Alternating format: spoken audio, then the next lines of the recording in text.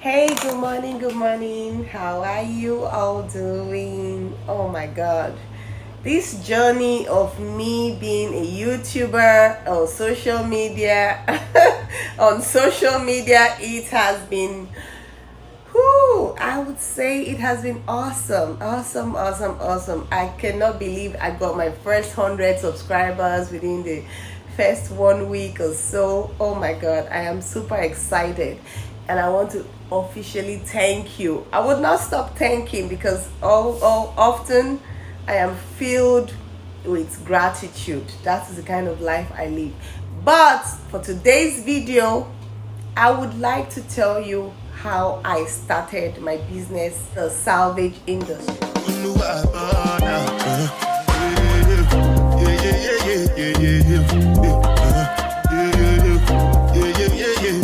I want to introduce to you how I started and how the mistakes I've made. It will be different videos, but this story today will be for how I started the salvage industry. Okay, so it's almost 4 years now, I would say, and we're growing stronger and we're waxing stronger.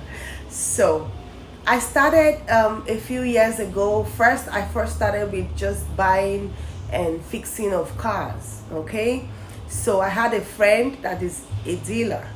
He helps me to buy cars, so I asked him if he can help me buying cars. He said sure.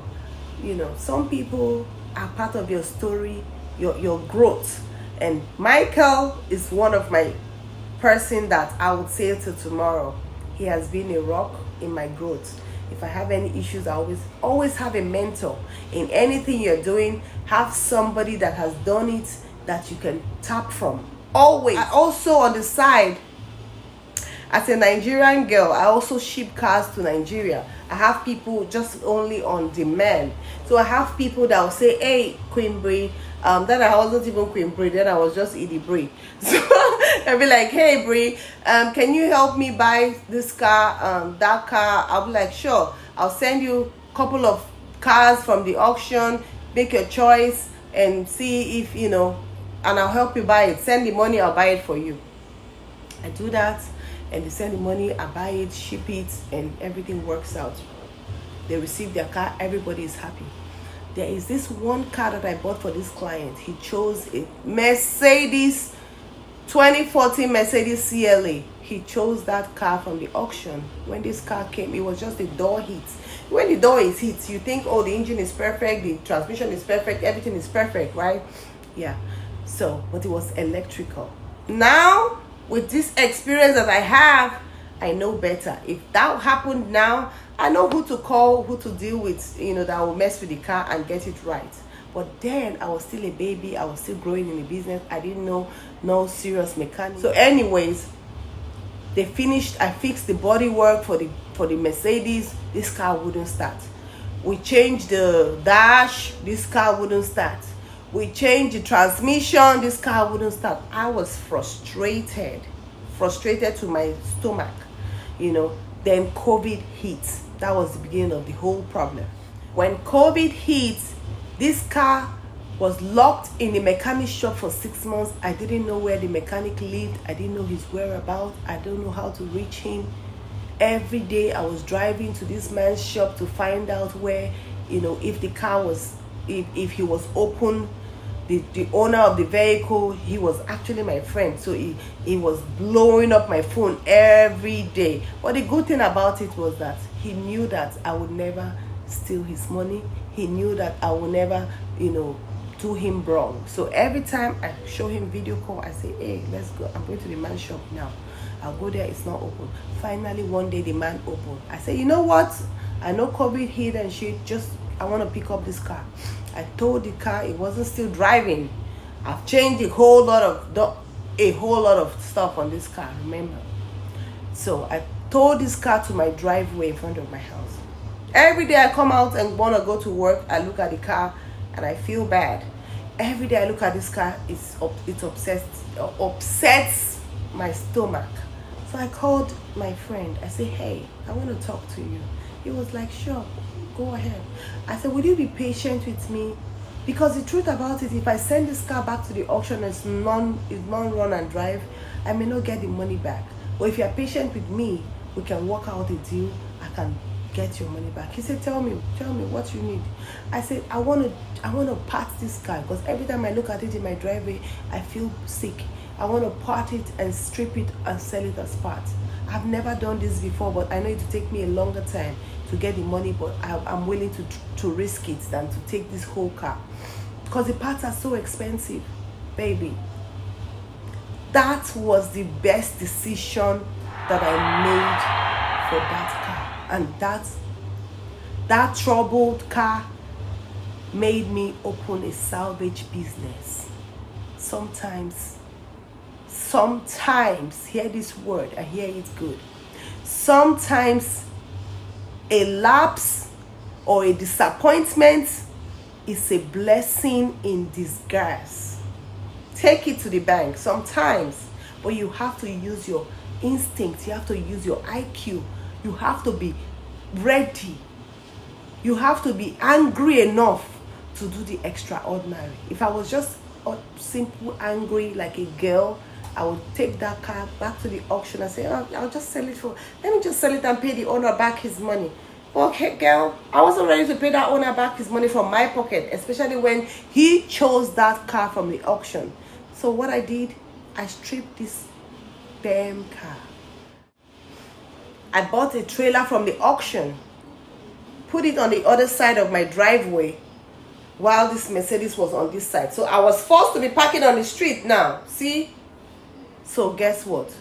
One morning I called my towing guy. I said, hey, I want you to come pick up this car. He drove, pick up the car. I took it to the salvage yard. I said, hey, I want to strip this car total, strip everything and give me the parts. You can keep the shell. He said, sure, I'll pay them. I paid them. They stripped this car completely, stripped the doors, the everything, the hood, the bumper, the headlights, the tail lights, the trunk, the rear bumper, everything, the radiator, condenser, fan, the compressor, the engine, transmission, everything. They stripped this car naked, and I labeled it. That's the first thing you want to do. So I labeled it. The truck came back again, picked up the parts, brought it to my front door, my front yard, and my front house. And that trailer that I bought from the auction, okay, I loaded everything inside. So I loaded the parts inside. Some of them could not fit in. I put them in my garage because I was living in a house at that point. I was living in a 4-bedroom house. So I put the rest of it in my garage. Girl, I started posting this shit online. By the time I sold the headlights, I still remember all the prices. That's to tell you how pained I was. That pain generated me. I've flipped over 100 cars. I've stripped over 100 cars. I've done this multiple times now. I can sleep at night and tell you how it works. I can sleep at night and tell you how to dismantle an engine. I've done this over 1,000,000 times. So I'll tell you from experience. This is my own story, my own experience. So guess what? I labeled this thing, I posted it online, and people started coming to my house to pick up parts.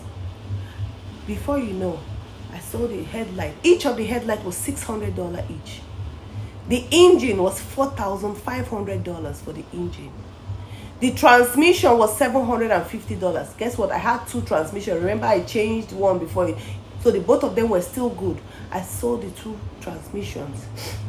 Hood, $450. The front bumper, $1,000. Doors, $600 for the front doors, $500 for the rear doors each. The trunk was about, I think, either $400 or $450 thereabout. The rear bumper was about $550.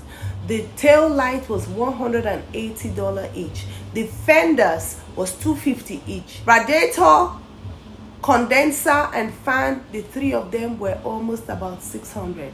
The radiator support was about $450. Baby, by the time I finished selling this part, I got the money for that vehicle times 2. I said to myself, girl, you are in the wrong business. I have been in the wrong business. So guess what? I did it again. I went again. I bought another car that is wrecked. The next one I bought was a 2016 Honda HRV. I bought the car that was wrecked.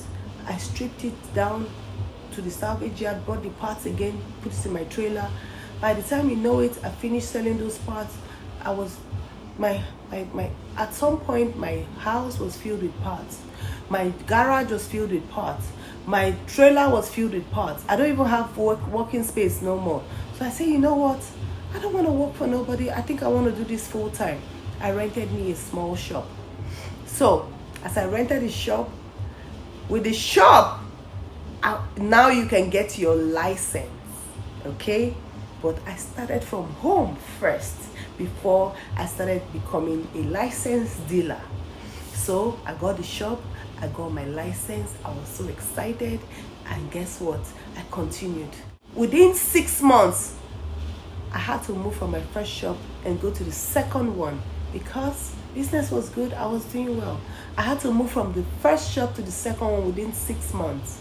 I had already filled up I still have parts in my garage, my old house, the garage to be, because I still have, that's all I do, parts. I was doing parts, I was doing cars, so I'll buy 2 cars, use one to fix one, the other one I'll part it out, like that. I kept replicating, doing this thing, and it was successful. I moved to the third shop. Girl, don't sit down and wait for nobody. Sometimes it feels like I'm not a girl.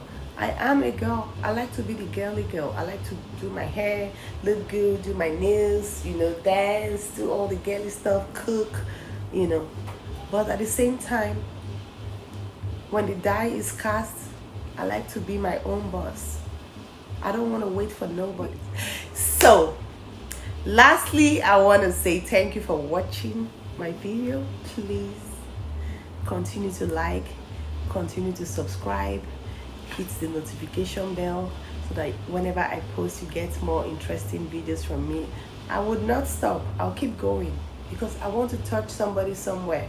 I want somebody to be uplifted. I don't want you to sit down and feel like, oh, no, you can't work for somebody forever. No, don't do that to yourself. You have to be your own boss. If I get contract from people, I'm getting contract. They don't own me. You don't want nobody to own you. Whatever I trade my life, going to work is trading your time. Your time. You're trading your time, which is your life, for that particular thing. You must love that thing to the core. You must want it. You mustn't be work. You must want it for it to be fun. You see? So when I'm doing my own thing, some days are crazy, right? But guess what? It's rewarding. I just go home. I don't want to think about it and move on. So it can be challenging. It has its own challenges, but it's not something that, you cannot do. No. So I want to cut this video right here and say thank you so much for being my amazing subscriber. Thank you so much for watching me. Sometimes I don't even know the right word to say, but I know too much to give back. So I'm wanting to encourage somebody somewhere. Okay? If you like the video, please hit your like, subscribe, and share. Very important. Just share. Because you never know who you're sending this message to. You never know who needs it. Who needs to hear these words. Just to wake up. I don't know what industry you want to go into. I don't care. You can replicate. There's somebody out there that is doing that shit that you want to do. Let the person mentor you. I would mentor anybody for free. For free. That's how much I love what I do. I will mentor anybody for free. I'll tell you where to start. I will guide you. I will guide you. So, whatever you need, do not hesitate to hit me down the comment section. Ask me any important question. Request any video you want me to make, So I'll put it up out there. you want more work videos, let me know. Tell me what aspect of work video that you want, so I can answer your questions. Thank you so much. I love you.